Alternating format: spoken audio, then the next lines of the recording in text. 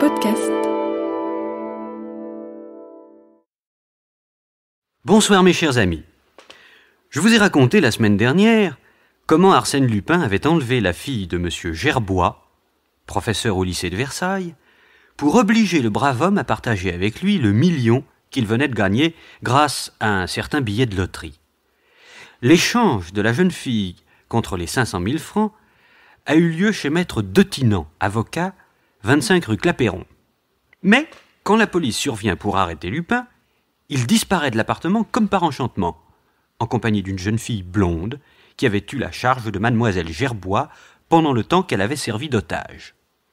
Première affaire. Seconde affaire, le vieux général baron d'Hautrec est assassiné dans son hôtel particulier de l'avenue Henri Martin.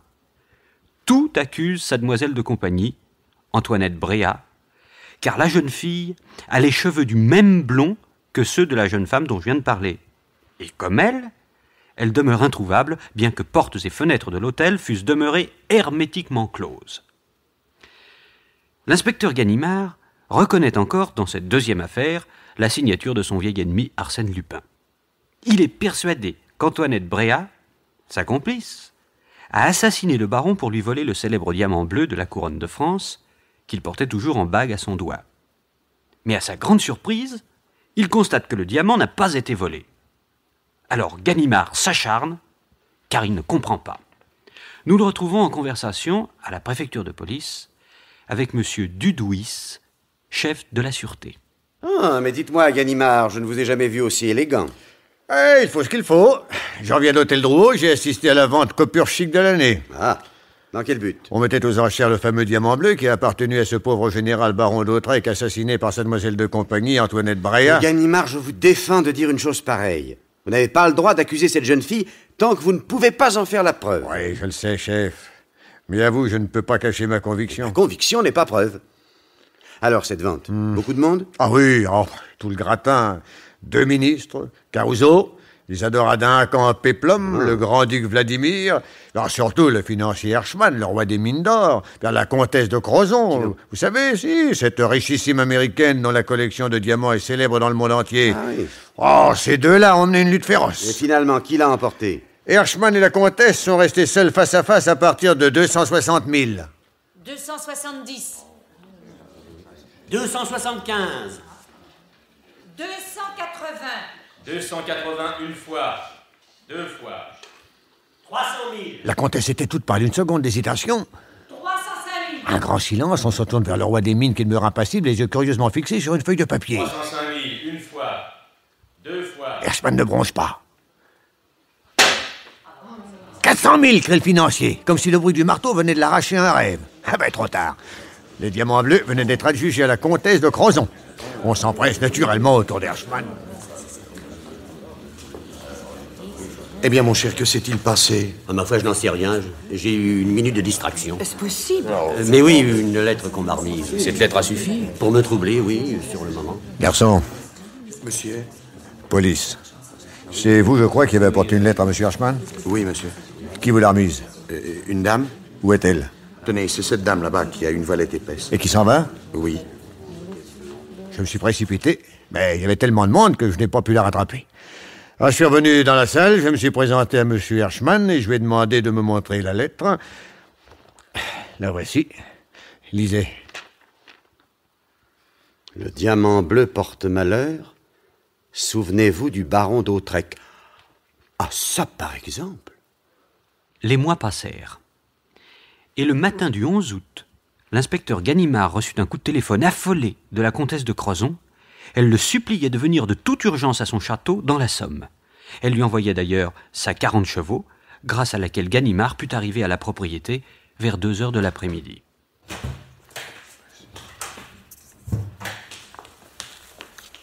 À vos ordres, madame la comtesse. Que se passe-t-il? Comme je suis heureuse, inspecteur, que vous arriviez avant son départ. Le départ de qui, madame? Laissez-moi d'abord vous raconter. Voilà, j'ai en ce moment ici, comme invité au château mes cousins, le marquis et la marquise d'Ancel, mon ami intime, madame de Réal, et monsieur Blachen, consul d'Autriche. Hier soir, après le dîner, nous avons fait de la musique. J'étais au piano, j'avais posé mes bagues à l'extrémité du clavier. Vers 11h, les Dancel et Madame de Réal sont montés se coucher. Je suis restée à bavarder avec Monsieur Blachène. Vers minuit, avant de regagner nos chambres, le consul a éteint la lampe du piano. Nous nous sommes trouvés dans l'obscurité. Et nous sommes sortis dans le hall pour prendre nos bougeoirs. Une fois montés, je me suis aperçue que j'avais oublié mes bagues. Ma femme de chambre est descendue les chercher et elle est revenue les déposer sur ma table de nuit. C'est ce matin que j'ai constaté l'absence de mon diamant bleu. Ma femme de chambre, qui est au-dessus de tout soupçon, m'a affirmé qu'elle ne l'avait pas remonté parce qu'il n'était pas sur le piano. Soupçonnez-vous quelqu'un? Bien qu'il me soit très pénible d'avoir des doutes sur l'un de mes invités, tout accuse M. Blachène. Parce qu'il est resté le dernier, sans lumière, dans le salon. Oui, et parce qu'hier, en me disant bonsoir, il m'a annoncé qu'il quitterait le château aujourd'hui, après le déjeuner. Or, il devait rester encore une huitaine. Pourquoi ce départ précipité, sinon... La réputation de ce monsieur Blachène est-elle, selon vous, inattaquable ou au contraire... Monsieur Blachène est un homme exquis, mais sa carrière diplomatique a surpris bien des gens, car sa jeunesse avait été assez folle. Il a eu beaucoup d'histoires. Et vous le recevez quand même? Nos parents étaient intimes. Il est mon ami d'enfance et jusqu'ici, j'étais prête à tout lui pardonner. Cette fois-ci, il dépasse les bornes.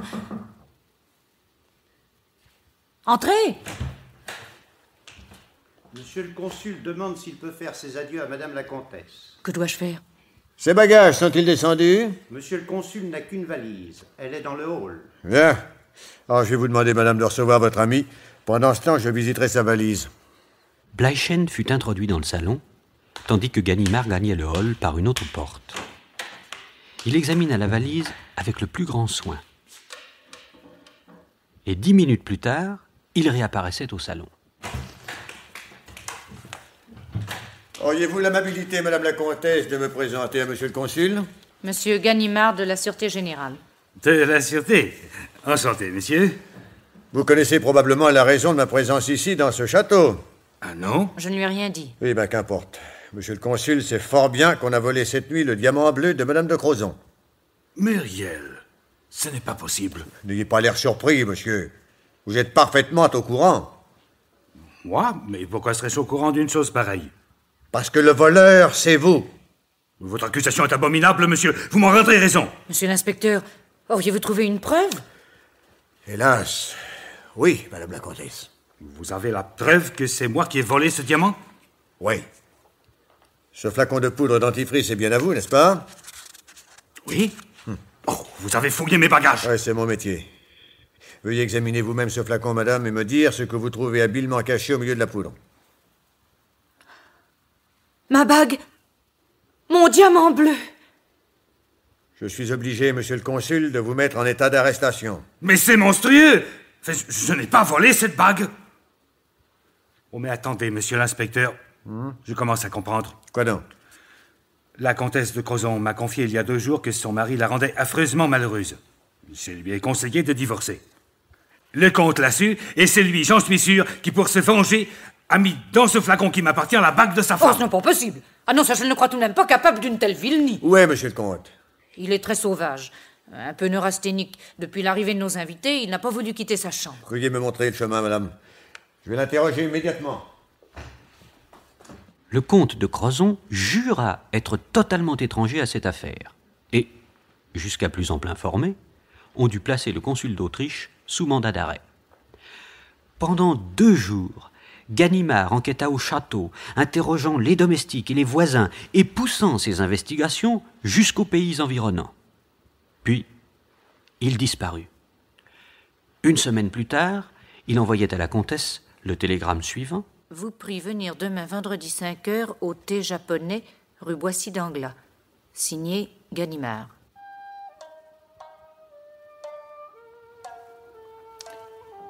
Madame la comtesse, je vous remercie d'être venue. Je vous présente monsieur Léonce d'Autrec, neveu et légataire universel du pauvre baron d'Autrec, et monsieur Gerbois, professeur au lycée de Versailles. Messieurs. Ah, voici monsieur Dudouis, directeur de la Sûreté. Monsieur le directeur. Madame la comtesse de Crozon, monsieur d'Autrec et monsieur Gerbois, que vous connaissez déjà. Madame la comtesse, messieurs. Monsieur le directeur. On m'a remis votre avis téléphonique, Ganimard. Que se passe-t-il? Eh bien, chef, avant 1 heure, les dernières aventures auxquelles j'ai donné mon concours auront leur dénouement ici. Il m'a semblé que votre présence était indispensable. Autant que celle de Dieuzy et de Folenfant que j'ai aperçue en bas près de la porte? Oui, chef. Il s'agit d'une arrestation. De qui? Tout d'abord, je déclare que M. Blechen, consul d'Autriche, n'est pour rien dans le vol du diamant bleu. Oh, mais sur quoi vous appuyez-vous pour l'affirmer? Madame la comtesse, récemment, au cours d'une promenade en automobile, vous vous êtes arrêté avec 3 de vos invités au bourg de Crécy. Tandis que vous alliez avec 2 de ces personnes visiter le fameux champ de bataille, la 3e se rendait en hâte au bureau de poste et expédiait une petite boîte ficelée, cachetée et déclarée pour une valeur de 100 francs. Quel mal y a-t-il? Au lieu de donner son vrai nom, cette personne a fait cette expédition sous le nom de Rousseau.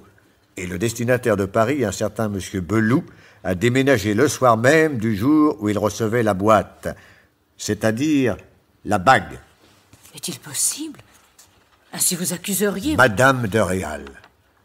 Car c'était bien elle, n'est-ce pas? Elle est en effet restée seule dans le pays. Je ne peux pas croire... Permettez-moi une question. Madame de Réal assistait-elle à la vente du diamant bleu? Oui, mais nous n'étions pas ensemble. Vous avez été engagé à acheter cette bague? Oui. Oui, en effet. Je crois même que c'est elle qui m'en a parlé la première. Très important. Monsieur, je vous assure que mon ami est incapable. Pardon. Madame de Réal n'est que votre amie occasionnelle et non votre amie intime, comme j'avais cru le comprendre tout d'abord. Vous ne la connaissez que depuis cet hiver. Tout ce qu'elle vous a raconté sur elle, son passé et ses relations est absolument faux. Blanche de Réal n'est pas davantage son nom. Si elle m'a volé ma bague, pourquoi l'a-t-elle cachée dans la poudre dentifrice de mon ami Blechen? Quand on se donne la peine de dérober le diamant bleu, on le garde. Qu'avez-vous à répondre à cela? Moi, rien. Mais Madame de Réal y répondra. Il existe donc une Madame de Réal? Figurez-vous qu'il y a 3 jours, je lis dans le Gaulois la liste des arrivées à Trouville. Entre autres, à l'hôtel Beau Rivage, on mentionne une Madame de Réal. Le soir même, je suis là-bas, et d'après le signalement que m'en donne le directeur de l'hôtel, cette dame est bien la personne que je cherche. Malheureusement, elle vient de repartir, laissant son adresse à Paris, 3 rue du Colisée. Je m'y présente avant-hier, et j'apprends qu'il n'y a pas de Madame de Réal, mais simplement une Madame Réal, courtière en diamants.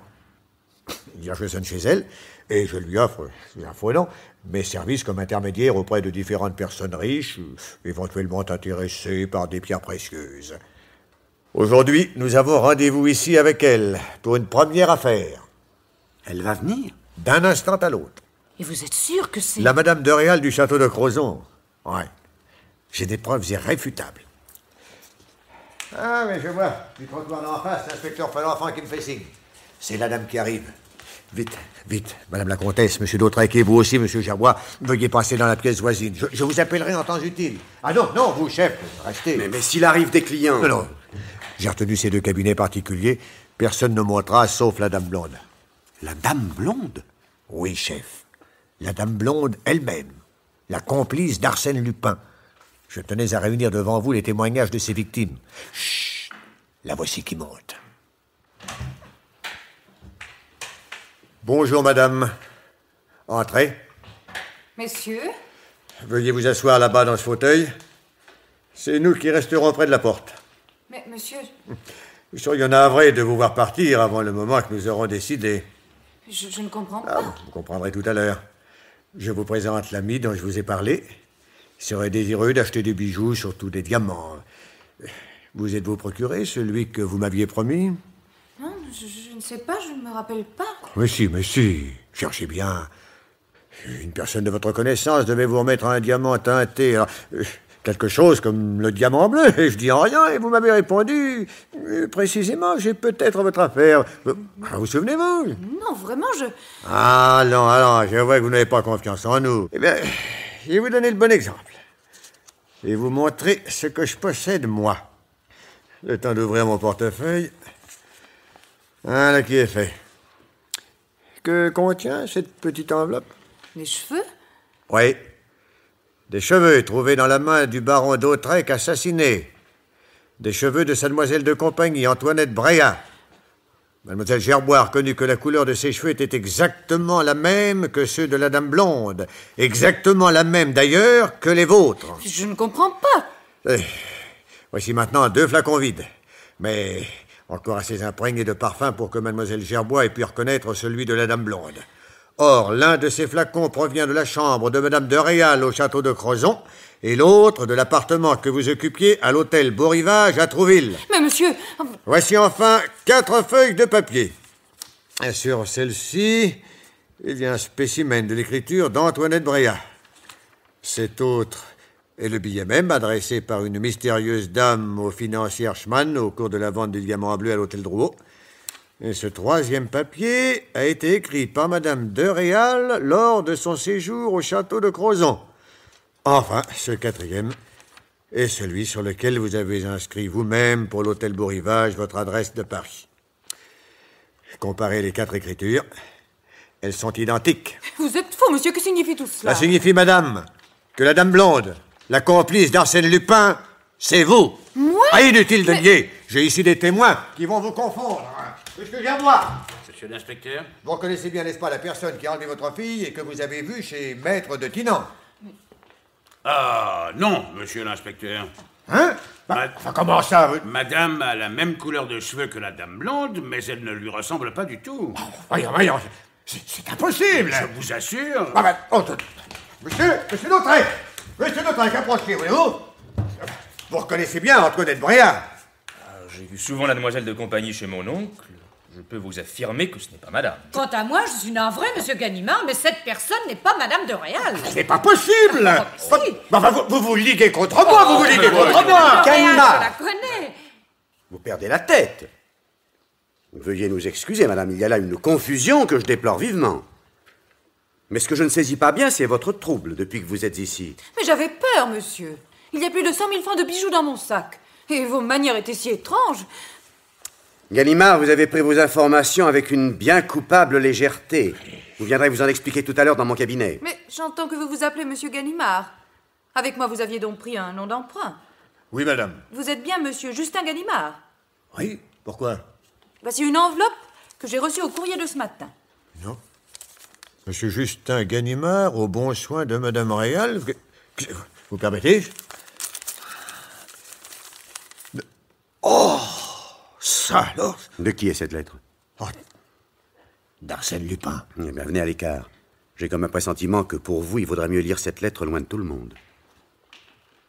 Mon cher Ganimard, il y avait une fois une dame blonde, un Lupin et un Ganimard.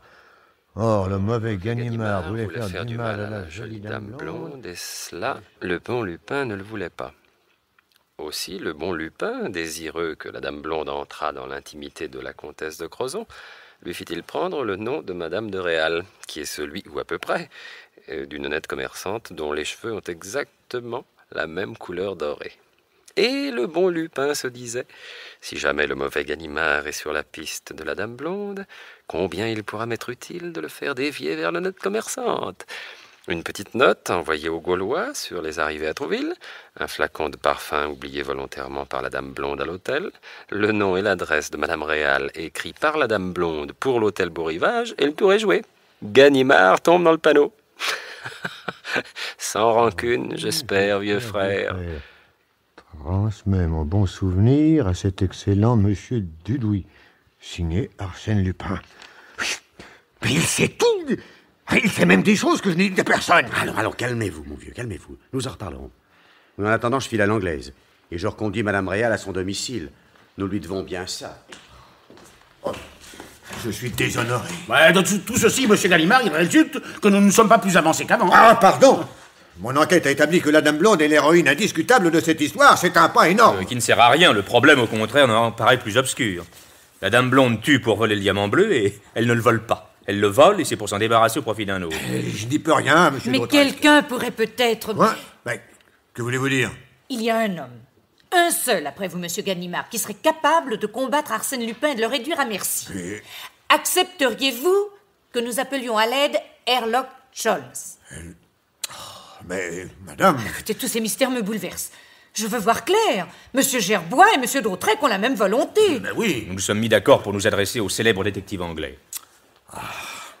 Après tout, vous avez raison. Le vieux Ganimard n'est pas de force à lutter contre Arsène Lupin. Herlock Sholmes y réussira-t-il? Enfin, je le souhaite sincèrement. Parce que j'ai pour lui la plus grande admiration. Le soir même, la comtesse de Crozon annulait sa plainte en justice contre le consul d'Autriche et une lettre collective était adressée à Herlock Sholmes.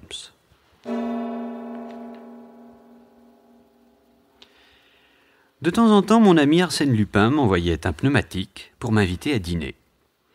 Il s'y montrait toujours d'une verve intarissable, heureux de vivre, simple et bon enfant. C'est ainsi que ce soir-là, exactement 2 jours après les événements du thé japonais, nous nous trouvions à table dans un restaurant avoisinant la gare du Nord. Savez-vous, mon cher, que je cherche en vain dans l'histoire une destinée plus remplie que la mienne, plus intense? Il y a eu Napoléon ? Oui, mais alors, Napoléon pendant la campagne de France, quand l'Europe l'écrasait et qu'il se demandait à chaque bataille si ce n'était pas la dernière qu'il livrait. Vous aimez les émotions fortes? Ah, le danger, voyez-vous, tout est là. Le respirer, le sentir autour de soi qui guette, qui approche. Et à ce moment, restez calme, gardez le sourire. Sinon, vous êtes perdu. Il n'y a qu'une sensation qui vaille celle-là, celle du coureur automobile. Et encore, la course dure une matinée, alors que ma course à moi dure toute la vie. Dites-moi, vous me semblez particulièrement en forme. Qu'est-ce qui vous excite comme ça? Ah, tenez, vous avez lu le Gaulois? Non? Eh bien, il y est dit qu'Herlock Sholmes traverse la Manche cet après-midi et arrive à Paris vers 6 heures. Ah! Oui, un petit voyage que lui offre la comtesse de Crozon, le neveu d'Autrec et Gerbois. Ils se sont retrouvés à la gare du Nord et de là, ils ont rejoint Ganimard. Et en ce moment, ils sont en conférence. Le journal a également publié une interview de notre vieil inspecteur qui ne manque pas de finesse. Ah là, vous m'étonnez. Oh, si. D'abord, il annonce l'arrivée de son rival anglais, visiblement pour me mettre en garde et lui rendre la tâche plus difficile. Et puis, il précise le point exact où il a mené l'affaire, pour que Herlock Sholmes n'ait que le bénéfice de ses propres découvertes. Écoutez, c'est une bonne guerre. L'ennui, c'est que maintenant, vous voilà avec 2 adversaires sur les bras. Oh, l'un ne compte pas. Mais l'autre... Ah, lui... Herlock Sholmes, ça, c'est autre chose. Et c'est ce qui me met de si bonne humeur, voyez-vous. D'abord, une question d'amour-propre. C'est vrai, on juge que ce n'est pas trop du célèbre anglais pour avoir raison de moi. Et puis pensez au plaisir qu'on peut éprouver à se battre en duel avec un tel monsieur. C'est que je le connais. Il ne reculera pas d'une semelle. Il est très fort. Oui, mais j'ai un avantage sur lui. C'est lui qui attaque et moi je me défends. Et voyez-vous, je connais sa façon de se battre, alors qu'il ne connaît pas la mienne. Et je lui réserve quelques bottes secrètes qui le feront réfléchir. Arsène Lupin contre Herlock Sholmes. La France contre l'Angleterre. Enfin, Trafalgar va être vengé. Vous avez avalé de travers. Tenez, buvez un peu d'eau. Non, c'est pas ça. Alors quoi? Le besoin d'air. Vous voulez qu'on ouvre la fenêtre? Vous allez étouffer avec cette serviette sur le visage. Non, je sors. Vite, donnez-moi mon pardessus et mon chapeau, je file. Pourquoi? Parce que ces 2 messieurs qui viennent d'entrer et qui s'assoient à la table derrière moi. Vous les connaissez? Oui, le plus grand, le maigre, tout rasé. C'est Herlock Sholmes. Aïe. Mais après tout, qu'est-ce que vous avez à craindre? Au milieu de toutes vos transformations, qui pourra jamais vous reconnaître? Moi-même. Chaque fois que je vous revois, il me semble me trouver devant un inconnu. Oui, mais lui, Herlock Sholmes, il me reconnaîtra. Lui ne m'a vu qu'une seule fois entre la gare et le château de Thibermesnil, mais j'ai senti qu'il me voyait pour le restant de sa vie. Qu'il voyait, non pas mon apparence, toujours transformable, mais l'être même que je suis. C'est drôle, hein, je ne m'émeus pourtant pas facilement, mais cette vision imprévue, je m'attendais si peu. Filons. Non, maintenant... excusez-moi, c'est fini, j'ai retrouvé tout mon sang-froid. Qu'allez-vous faire? Lui parler. Vous êtes fou! Non. L'interroger. Tâcher de savoir ce qu'il sait. Tenez, j'ai l'impression que ses yeux se posent sur ma nuque, sur mes épaules. Et qu'il cherche. Qu'il se rappelle. Oh, Monsieur Sholmes! Mais par quel heureux hasard! Oh, c'est vraiment trop de chance. Tenez, permettez-moi de vous présenter mon meilleur ami, Monsieur Maurice Leblanc. Voulez-vous... Non, mais du calme, Monsieur Sholmes. Alors, vous savez bien que vous n'avez pas qualité pour m'arrêter. Alors, tenez-vous tranquille et souriez. Vous avez raison. Monsieur Wilson, mon ami et collaborateur, Monsieur Arsène Lupin. Hein? Wilson, vous ne cachez pas assez votre ahurissement devant les événements les plus naturels. Pourquoi ne sautez-vous pas dessus? Vous avez dû remarquer que ce gentleman est placé entre la porte et moi. Je n'aurai pas le temps de bouger le petit doigt qu'il soit déjà dehors. Oh, mais que cela ne tienne. Tenez, venez, mon cher. Changeons de place et laissons à ces messieurs l'avantage de la porte. Là. All right. Garçon, 4 whisky and soda. Bien, monsieur. Alors, vous comptez rester longtemps en France, monsieur Sholmes? Ça dépendra de vous. Oh, si ça ne dépendait que de moi, je vous dirais, reprenez le bateau tout de suite. Et tout de suite, ce serait peut-être un peu tôt, mais j'espère que d'ici 8 à 10 jours... Ah, tout de même.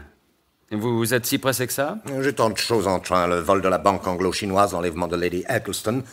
Et voyons, monsieur Lupin, croyez-vous qu'une semaine suffira? Largement, si vous vous en tenez à la double affaire du diamant bleu. C'est du reste le laps de temps qu'il me faut pour prendre mes précautions. Oui, au cas où la solution de cette double affaire vous donnerait sur moi certains avantages dangereux pour ma sécurité. Mais c'est que je compte bien prendre ces avantages en l'espace de 8 à 10 jours. Et me faire arrêter le 11e? Non, le 10e, dernière limite. Difficile. Difficile? Mais possible. Donc certain. Ah oui? Évidemment, je n'ai pas tous les atouts en main puisqu'il s'agit d'affaires déjà vieilles de plusieurs mois. Me manquent encore les éléments, les indices sur lesquels j'ai l'habitude d'appuyer mes enquêtes. Et comme des taches de boue et des cendres de cigarettes. Wilson, ne dites pas d'âneries. Mais pourtant, des éléments, vous en avez déjà beaucoup? Outre les remarquables conclusions de M. Ganimard, j'ai à ma disposition tous les articles écrits à ce sujet, toutes les observations recueillies, en conséquence de tout cela, quelques conclusions personnelles sur l'affaire. Est-il indiscret de vous demander quelles sont ces conclusions? Eh bien, j'estime, moi, que cette affaire est beaucoup moins complexe qu'elle ne le paraît. Vraiment? Je dis l'affaire, car pour moi, il n'y en a qu'une. La mort du baron d'Autrec, l'histoire de la bague, votre disparition à 2 de chez Maître Detinan, ce ne sont que les diverses faces de ce qu'on pourrait appeler l'énigme de la Dame Blonde. Or, à mon sens, il ne s'agit que de découvrir le lien qui réunit ces 3 épisodes d'une même histoire. Ganimard, dont le jugement est un peu superficiel, voit cette unité dans la faculté de disparaître, dans le pouvoir d'aller et venir, tout en restant invisible. Cette intervention du miracle ne me satisfait pas. Et comme vous avez raison. Selon moi, la caractéristique de ces 3 épisodes, c'est votre désir évident de les amener sur le terrain que vous avez choisi. Il y a là de votre part une nécessité, une condition sine qua non de réussite. Mais pourriez-vous entrer dans quelques détails? Volontiers. Ainsi, dès le début de votre conflit avec M. Gerbois, n'est-il pas évident que l'appartement de Maître Detinan est le lieu choisi par vous, le lieu inévitable où il faut qu'on se réunisse? Il n'en est pas un qui vous paraisse plus sûr, à tel point que vous y donnez rendez-vous, pour ainsi dire publiquement, à Mademoiselle Gerbois et à la Dame Blonde. Non, continuez, vous m'amusez. Parlons maintenant, si vous le voulez bien, du diamant bleu. Aviez-vous essayé de vous l'approprier depuis que le baron d'Autrec le possédait? Non, jamais. Mais à la mort de son frère aîné, il va s'installer dans l'hôtel de l'avenue Henri Martin. 6 mois après entrée en scène d'Antoinette Bréhat, qui, après l'assassinat du baron, disparaît comme volatilisée. Or, pour une raison qui m'échappe encore, elle ne vole pas le diamant. C'est alors que l'héritier le met en vente à l'hôtel Drouot. Cette vente sera-t-elle libre? Autrement dit, le plus riche amateur est-il sûr d'acquérir le bijou? Non. Au moment où le banquier Hersman va l'emporter, une dame lui fait passer une lettre de menace et c'est la comtesse de Crozon, préparée, influencée par cette même dame, qui achète le diamant. Ce diamant va-t-il disparaître aussitôt? Non. Parce que les moyens vous manquent. Qu'attendez-vous? Que la comtesse aille s'installer dans son château. Elle y va et hop, la bague disparaît. Pour reparaître dans la poudre dentifrice du consul Bleichen. Ah ça, monsieur Lupin, est-ce que vous me prenez pour un imbécile? Moi? Mais pourquoi? Le diamant bleu qu'on a découvert dans la poudre dentifrice est un diamant faux. Le vrai, vous l'avez gardé. Bravo, monsieur Sholmes. Pas un seul des juges d'instruction, pas un seul des journalistes qui se sont acharnés sur ces affaires n'ont été aussi loin que vous dans la direction de la vérité. Ah, ça, vous êtes un miracle d'intuition et de logique. Il n'y a qu'à réfléchir. Non, mais encore faut-il savoir réfléchir. Et si peu le savent. Mais maintenant que le terrain est déblayé... Je n'ai plus qu'à découvrir pourquoi les 3 aventures se sont dénouées au 25 rue Clapeyron, au 134 avenue Henri Martin et entre les murs du château de Crozon. Dans 10 jours, je saurai tout et vous serez arrêté. Non. Pourquoi? Il faudrait un concours de circonstances si invraisemblable, une série de mauvais hasards si stupéfiants que je n'admets pas cette éventualité. Ce que ne peuvent ni les circonstances ni les hasards contraires, la volonté d'un homme le pourra, Monsieur Lupin. À moins que la volonté d'un autre homme ne s'y oppose, Monsieur Sholmes. C'est ce que nous verrons. Mais c'est tout vu. Et on va bien s'amuser. Vous n'avez pas peur, Monsieur Lupin? Presque, Monsieur Wilson, presque. Et la preuve, c'est que je vais aviser tout de suite afin de ne pas être pris au gîte. Bon, nous disons bien 10 jours, n'est-ce pas, Monsieur Sholmes? 10 jours. Et nous sommes aujourd'hui dimanche, de mercredi en 8, tout sera fini. Et je serai sous les verrous? Oui. Bigre. Moi qui me réjouissais de ma bonne petite vie paisible. C'est vrai, pas d'ennui, la police dans le cirage et l'agréable impression de toutes les sympathies autour de moi. Et il va falloir changer tout ça. Enfin, c'est l'envers de la médaille. Fini de rire. Adieu, Monsieur Sholmes. Ravi de vous avoir rencontré. À bientôt, Monsieur Lupin. Il a peur. Oui, pas une seconde. À votre avis, Wilson, pourquoi était-il dans ce restaurant? Pour manger. Décidément, plus nous travaillons ensemble, plus vous faites des progrès. Vous devenez étonnant. Qu'est-ce que j'ai encore dit? Pour manger, soit. Mais surtout pour être près de la gare du Nord, afin de s'assurer si je vais bien à Crozon, comme l'annonce Ganimard dans son interview. Après le dîner, je prendrai dans le train comme prévu. Pendant ce temps, vous irez chercher les valises que nous avons laissées à la consigne et vous vous rendrez à l'Élysée Palace où vous dormirez à point fermé en attendant mes instructions. À 9h moins le quart, Herlock Sholmes monta dans le train qui partait pour Amiens et il y trouva la comtesse de Crozon qui l'attendait, déjà installée dans son compartiment. Le train s'ébranla.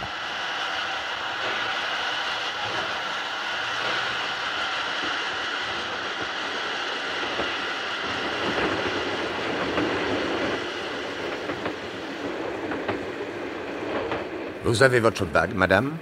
Oui, Ayez l'obligeance de me la prêter. la voici. C'est bien ce que je pensais. C'est du diamant reconstitué. Du diamant reconstitué? Oui, mais il y a un nouveau procédé qui soumet de la poussière de diamant à une température énorme de façon à la réduire en poussière et n'avoir plus qu'à la reconstituer en une seule pierre. Comment? Mais mon diamant est vrai! Le vôtre, oui. Mais celui-là n'est pas le vôtre. Alors, le mien, où est-il? Entre les mains d'Arsène Lupin. Et celui-là? Et celui-là a été substitué au vôtre et glissé dans le flacon de M. Bleichen, où vous l'avez trouvé. Comment il est donc faux? Hélas, oui, madame. Oh, mais non, mais c'est pas possible. Mais pourquoi ne l'a-t-on pas volé, tout simplement? Et puis, comment l'a-t-on pris? Et c'est précisément ce que je vais essayer de découvrir. Au château de Crozon? Non, je descends à Creil et je retourne à Paris. Mais il était préférable que Lupin me suppose à Crozon.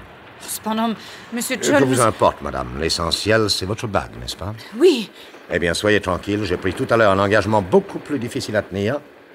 Foi d'Herlock Sholmes, je vous rendrai le véritable diamant. Herlock Sholmes mit le faux diamant dans sa poche. Et quand le train ralentit pour s'arrêter en gare de Creil, il descendit, à contre-voie de façon à échapper au regard d'un éventuel observateur de Lupin, et il reprit le premier train pour Paris. À la gare du Nord, il appela un fiacre et se fit conduire 25 rue Clapeyron. Allez, y cocotte.